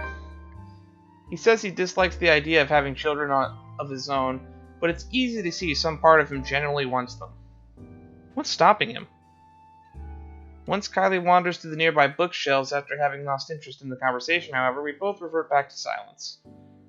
On our own, we have little to talk about, aside from a few questions about the other here and there. At one point, it does veer on local politics and history. He's surprisingly versed with it. He can hold a decent conversation without throwing a jibe. Nothing too personal is ever mentioned so far, though. It's too early for those. And besides, I don't like him enough to speak every minute of detail of my life. Better keep it strictly between the silence and the casual repartee. This whole thing already looks and feels wrong on so many levels. I'm quite sure he feels the same. So when another bout of silence hits, it becomes too much. I've taken to finding something else to occupy myself. Toying with my mobile, I turn it from hand to hand while we wait for our respective meals. But it'll be a complete lie if I say I'm not waiting for some intervention. Something to pull me away from this place. Someone. Ashton's probably at Salem Well by this time, working on whatever business he has there. Maybe if I make an excuse to leave now, I can still catch him. Cut that out, it's distracting. My hand stills, holding the gadget awkwardly between us, arrested mid-pass by his bored tone. He's been quiet for a long minute now, after complaining about how appalling the tea they were serving is here. Before that, he has whined about how uncomfortable his chair is and tasteless the decorations they have here are. I don't know if I would ever put bikes on the wall as decorations, but some people like antiques. Previous to that, he has griped about how dull the place is compared to the one he frequents in the upper class side of the city. Well, I'm sorry for being a bunch of peasants, Your Majesty. I forgot that we're in England and we don't mention the Queen all that often.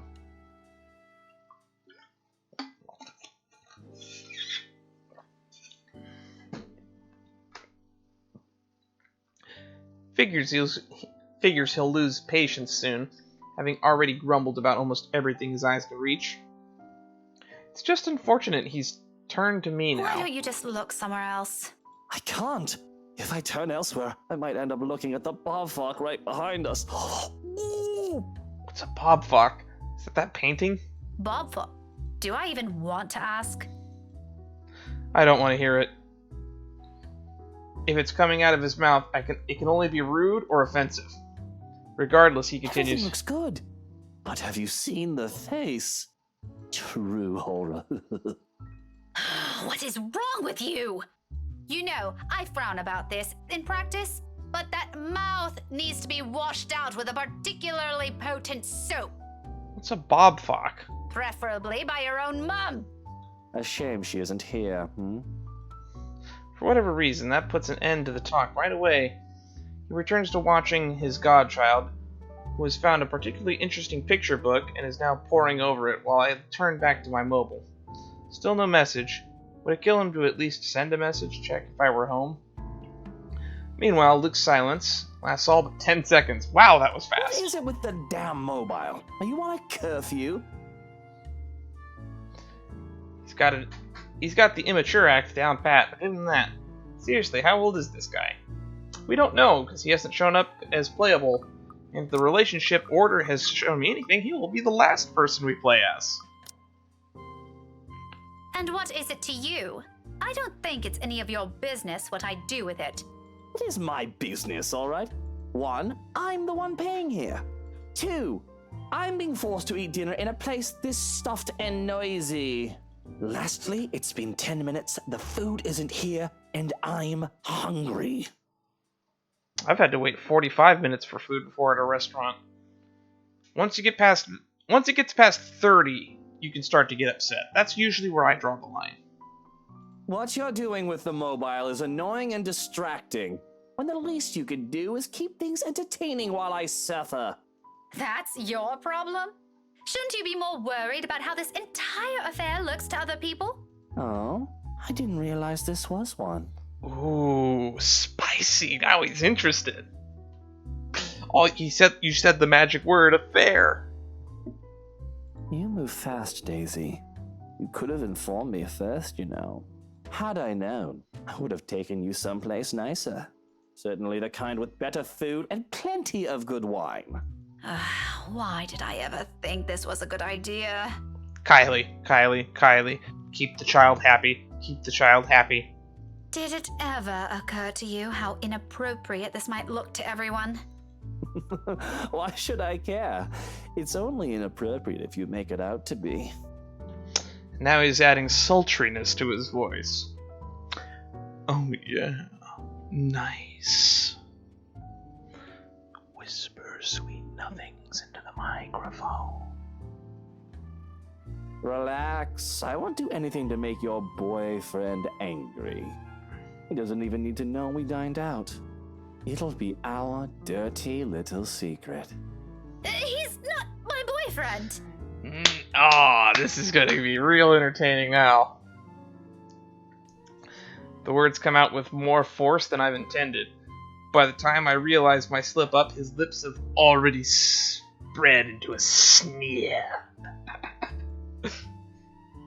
Heat slowly crawls up in my face. So there is someone. You're so easy to read. Briefly, his eyes search my face. I have no idea what he sees, nor do I care to know, but in the next second, he barks out a laugh, displaying his amusement without reserve to everyone within earshot. In that moment, I know I've flipped a switch in him somewhere, and I've lost my chance to deny his assumptions. Do I even want to? Isn't that the reason why I've been so focused on my mobile, waiting for another message for him? For a reason to dump this awkward meeting and go after him. Look how mottled you are. Now the nickname makes more sense. Shy Miss Pink and her cute little crush. The color suits you, by the way. It matches the hair. Oh yeah, that's right, this is a video game. This is one of those universes in a visual novel where pink hair is normal. And blue hair is normal. It's not a crush! It is a crush. Classic denial. But in reality, you want him to be yours. And your every move is made to make him notice you. In fact, you don't want him to see you with another man in a non-professional capacity. Because he might misinterpret it. The same thing goes for you, doesn't it? Bloody, yours is even worse. Yeah, you're married. What about your wife? Aren't you concerned she might misinterpret this? Daisy, just because we tied the knot doesn't mean we have to be joined at the hip at every single opportunity. I will give him that, but you have cheated on her. Probably more than once at this point. Don't be ridiculous. Why else would you marry her if you don't want to be with her for the rest of your lives? Because, Daisy, she also has other things she can do with her life and friends to spend time with. Granted, I don't like some of them, and I have a few of my own she utterly dislikes. But wifey doesn't have to know my every move. Nor do I hers. Do you know how boring that would be? To be with the same person for all hours of the day. Losing sleep over the mere fact they're not with you. I've been watching, Tonikawa Over the Moon for You. And it's about a young married couple, as young as it can get, practically. And I'm actually really enjoying it. The concept of... That concept that Luke just spieled for us is actually something that I kind of envy. I would love to have that kind of connection with a person. I'm a socialite by heart, but the idea of just having someone to spend all of your time with and not be alone, it's touching. It's heartwarming, even. While putting everything you have aside to please them, to have your whole world revolve around one person. Nobody said it has to revolve around that one person, but two people that can be there for each other when it matters. It's such a novel concept that I love and adore. Aren't you just mistaking that for something else? Unlike you, there are other people here who don't share the same jaded outlook you have. Don't lump everyone together just because it didn't work out for you. You don't have to yell, lady. And you, my dear, are unexpectedly naive. What's so naive about it? If you love each other, wouldn't you want to always see them, be with them, to have them focus solely on you? I don't know if I want someone to focus solely on me. They have their own life to live and their own goals to achieve. You're both kind of wrong in this instance. Maybe you haven't been loved enough. Oh, it's that kind of thing for you, isn't it? The love is eternal, love is a strong emotion shite. A starry-eyed girl pining for a dashing Prince Charming? Love is a battlefield. What's next? Romantic confessions of love? A grand wedding on the beach? Dozens of spawns running around in some picturesque home in the suburbs? Remind me one day when I have kids to never refer to them as spawns. How quaint. Are you also expecting it's going to be sunshine and rainbows after? A happily ever after? Yeah, he's had a really tough 7 years of marriage. Please. What? I never once said... And is all of that such a bad thing to hope for? You can hope for it, but it's not ideal in my opinion. Woman, I've been married for 7 years, and I'm telling you, it's far from what you have in your pretty red head. She's in her 30s. I'm surprised she doesn't have more married friends. Tell me, how long has this song and dance been going for you and your man? Maybe I am mistaken. Averting my eyes from him is all I've managed to do. What does his mere 7 years have compared to the 17 I've had with Ash? I'd say his 7 years matter a lot more, because it can also be implied that that's 7 years of marriage on top of however much time he spent with her before. I don't know what the appropriate amount of time is for togetherness for a marriage, but I've heard cases of less than 6 months. And that anime I just mentioned, Tonikawa Over the Moon, they practically didn't know each other and got married, and that's pretty much the plot of the show, and I kind of think it's really interesting.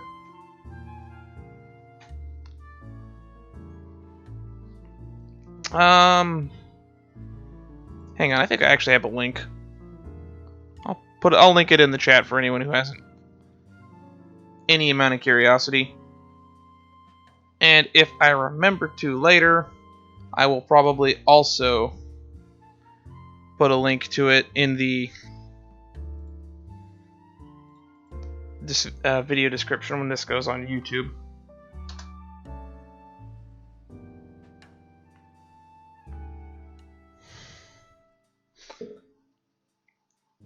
It's a good show if you like rom-coms. And before I lose my train of thought, last thing on Tonikawa. If you follow me on Twitter or on Reddit, you'll probably see that I've been posting a few screen caps of this in a few locations, because I love posting on anime out of context on Reddit, and there are some real winners there. I posted one yesterday from, I think it was episode 6, that I think already managed to make it to the top of Anime Out of Context. r/Anime Out of Context, for those that aren't familiar with Reddit. Ash and I may never have moved past the boundaries of friendship, like what I'm hoping for years.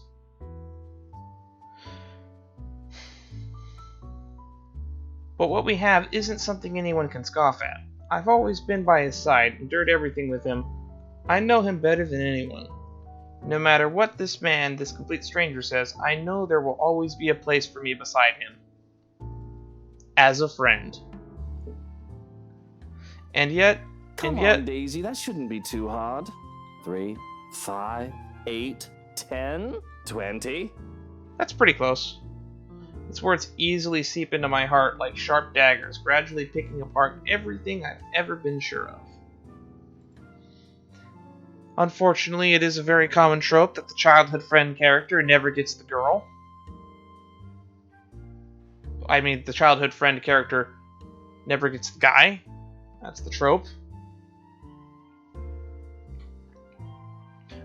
And I like those characters. However, Becca is a weird anomaly where I don't like her as much as Isabel, and that's kind of where I stand on it. Which is rare for me. Normally, in this tropey situation, Becca is the character that I usually root for, but for whatever reason, probably because we got exposed to Isabella first, so that would be recency bias. But unfortunately, that's so far removed at this point, because Isabella was like over 20 hours of gameplay ago, and I've been playing this maybe once a week. And this is like the 10th stream that we've done of this, maybe? I don't remember the actual number. Have we done 10 streams of this? According to my video files folder...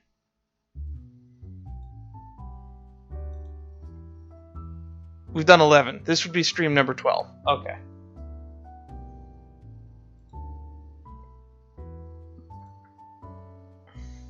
Yeah. So that means that it was months ago when we finished Isabella's little section of the story. So I don't think recency bias is swaying my opinion over the whole love triangle that much. I just like her better as a character. I'm also hoping this guy's marriage with Hana actually works out in the end. Because boy, did we know that he's taken every opportunity to ruin that. Despite myself, my doubts resurface and my defenses crumble right in front of my eyes. It's no wonder he sees through me. And as expected, he ridicules it. Restrained, low and rumbling, a sharp sound striking the air around us amidst murmur of people and soft notes of music playing over our heads. His shoulders shake, and when the mirth becomes too much for even him, he reaches up his hand and passes it over his face, as if to hold his glee close to himself. Bloody bullocks, this is just brilliant. Oh, mother, why do I always keep running into these things? This day couldn't get any better. Helipad. I think I'm gonna need a stiff drink after this. Oh wait, what am I looking? I'm ignoring that. I was gonna check this because while we stiff drink, does he run into Marianne after this? But no, that happened like days ago. He dissolves into another peal of laughter, but when it subsides, what he has for me are more words, scathing each of them. The urge to run him from here has never been this strong. Is everything you said how you plan to act, if that man of yours ever ends up with you? Cling to him? Put him on a bloody pedestal? Let him become the center of your universe? Honestly, when you put it that way, it sounds creepy. Although, with how long this seems to be going on, I think you've already done so. Marriage will just be icing on the top. Like some sort of reward for you, isn't it?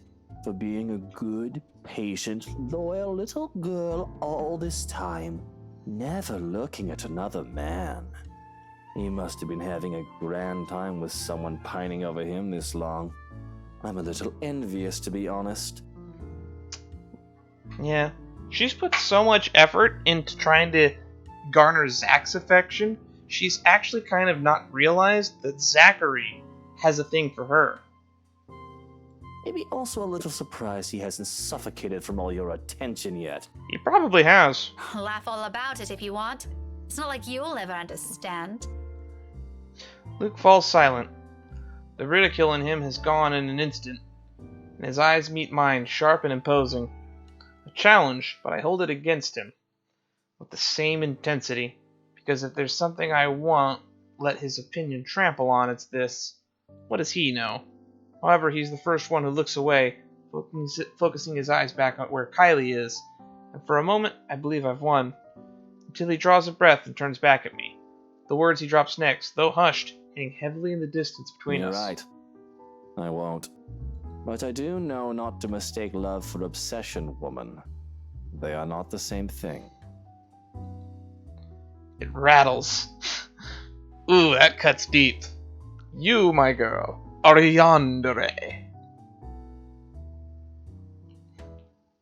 She isn't really, but that's his impression of her.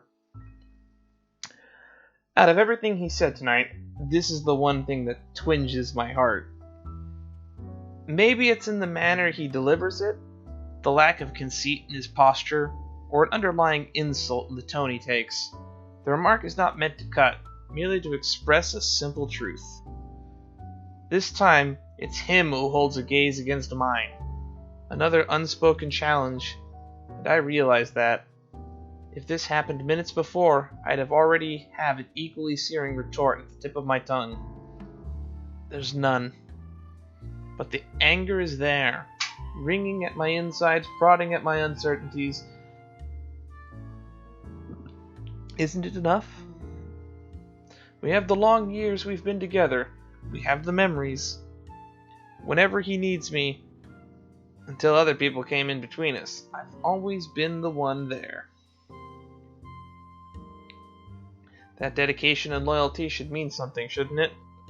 I've always been sure of it. And that one day he'll see it for what it is.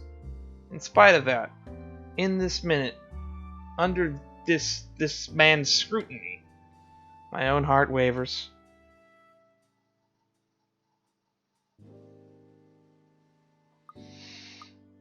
Okay, we're gonna go with the option that makes it so that Rebecca gets over this Ashton bullshit. I want her to be with Zach. Is that too much to ask?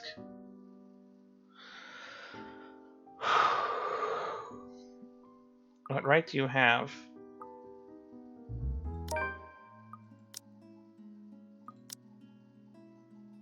However, those are for me to ponder on.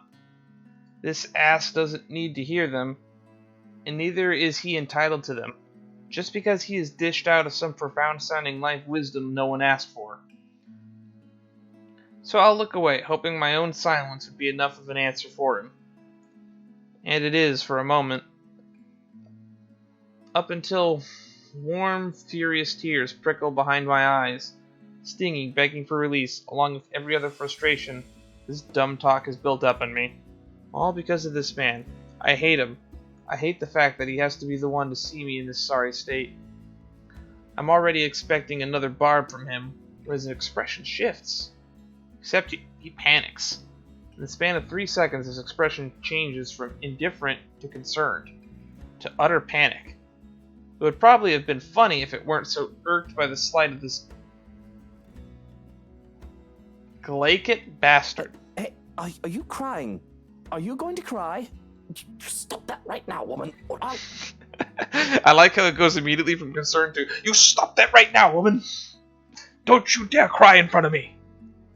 You will make me look bad in this public restaurant that I already have made an ass of myself in. But I will not be an ass of myself that made a woman cry in front of my goddaughter. That's assuming where he's coming from. Will you shut up? He clams up almost a moment before I could finish. Whether it is due to the sudden force of my voice or how I look, I pretend not to think of it.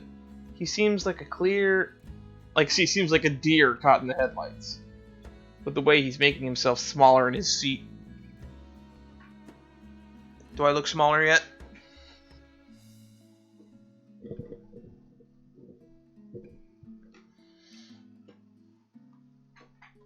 Okay. Hang on, I think I can lower my chair. I cannot lower my chair any lower than this. Okay, we small.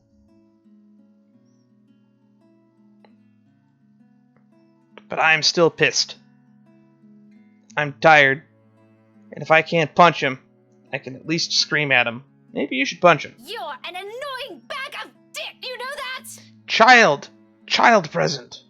Child present. If I hear another word from you, I'm sewing that bloody mouth shut myself! It does do the trick.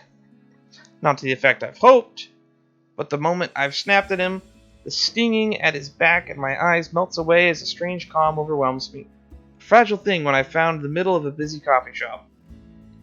Nevertheless, it's appreciated considering it doesn't last, immediately broken by the very person that put me in the state with a few awkward pats on my shoulder. Done twice, thrice, and another, till my patience runs out again and I'm pulling out a book from my bag, raising it threateningly over his head. It'll surely dent his skull if it slams down at this height. Okay, this is hurting my spine, so we're gonna actually sit properly in my chair. Part of me wants to see that, but I restrain myself. He has a good sense to recoil, though. Shortly, he shrinks back into his seat and waves his hand in front of him in gesture of surrender. Watch that book, woman. I already warned you about your little threats. You don't want to see my brand of angry. Then keep your hands to yourself! All right, that's it. People these days, I swear you treat them nicely, and this is where it gets me. You're the last person I'd ever want to comfort me, even if we're the only two remaining people on Earth. Ooh, I hate that she said that, because I have a bad feeling they might be the only two that lived at the end of this. Don't flatter yourself. Okay, have it your way, Daisy. That being said, Hana's pregnant, 3 months, so I hope she lives. Off of that alone. And stop calling me Daisy! I have a name, you know! I don't know if we've ever actually told him your name. He musters something inaudible under his breath, though afterwards he doesn't say anything further. For the next time, he simply contents himself with making a mess out of the paper napkins, folding them into clean shapes without any clear intent before crumpling them in his hand when he loses interest, and dumping them in a small pile in front of him. The waiter serves our meal soon enough, and kindly makes her way back to our table.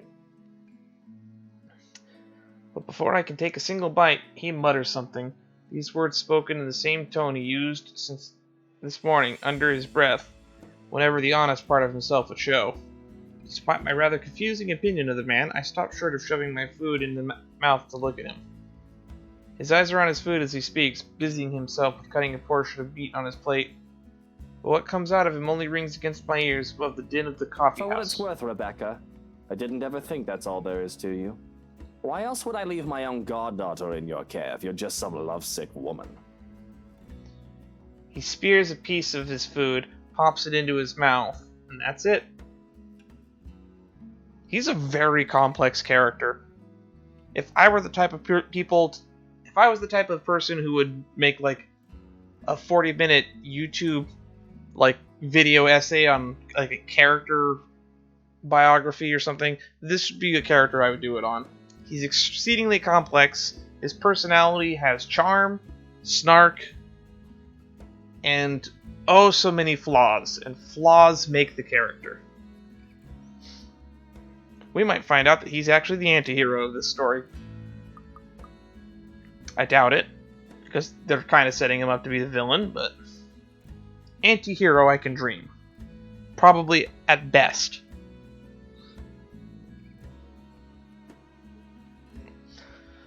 Whew. One whole day with this man and I still can't figure out what his deal is. But for what it's worth as well, I don't think he's an entirely bad guy. The rest of our meal slips by in silence afterwards. Oh my goodness, I realized that I never ate my pie. Aside from Kylie's occasional chatter, the whole dinner goes by without another word exchanged between the two of us. Somehow we managed to make it through the whole thing without triggering another tension-riddled conversation. Good thing, perhaps. One, because Kylie's sitting in front of us, and two, I probably won't be able to hold a proper conversation with my mind heavy with thoughts. We depart from the coffee house, just as the evening crowd starts to thin out. Man, we're on Luke's good side way more often than we should be.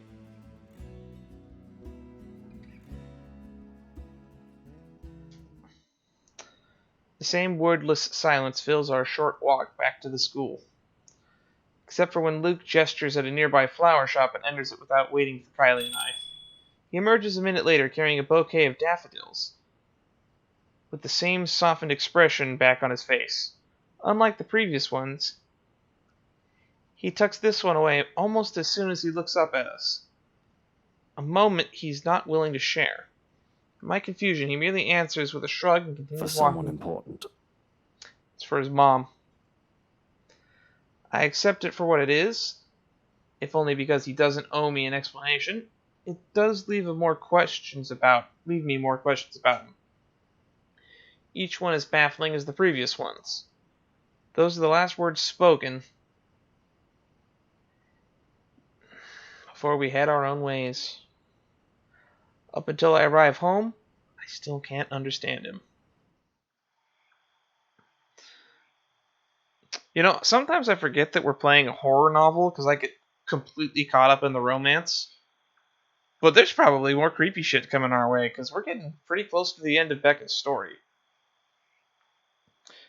Because as of yet, I don't think we have anything on the 31st.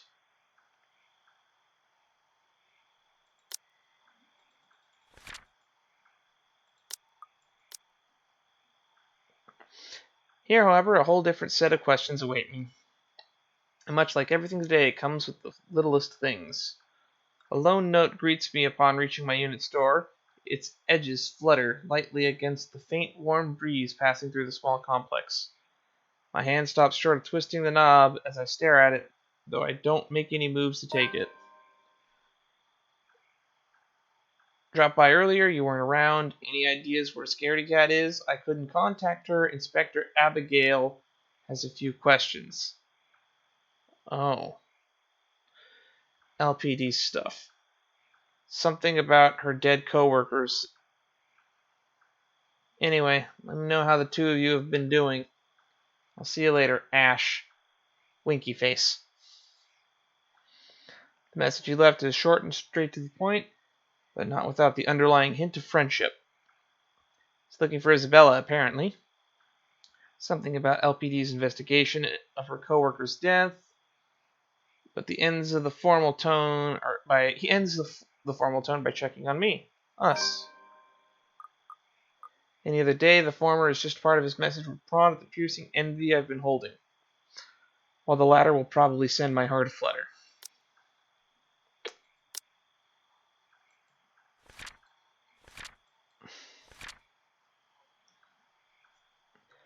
Luke, and Kylie invited Rebecca for dinner as she was about to leave, despite receiving a text message from Ashton. Rebecca agreed, and the three spent the evening at a nearby coffeehouse. Upon returning to her flat, she found a note from Ashton. Do we have anything from Hana on this day? She spent the day with Zach.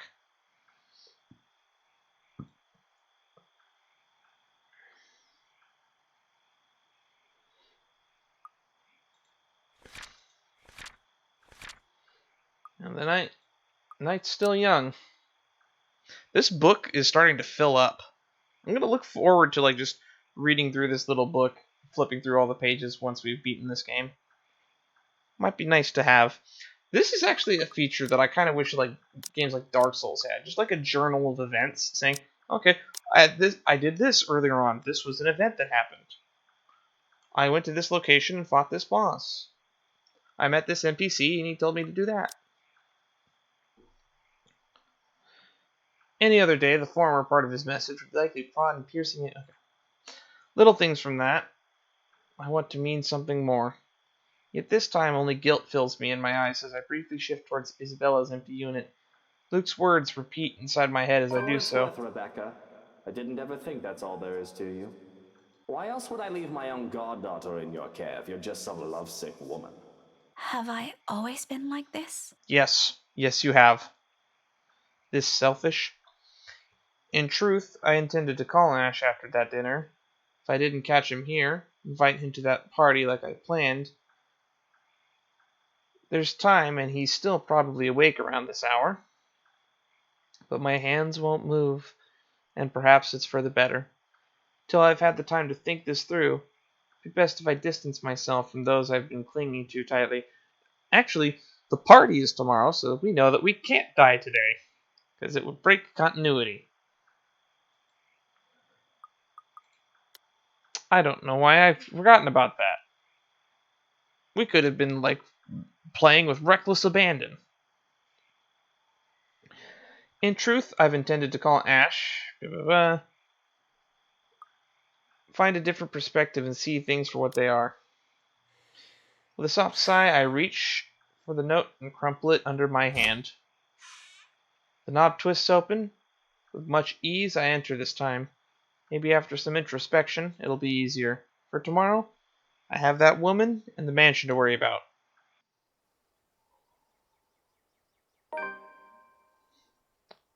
Okay.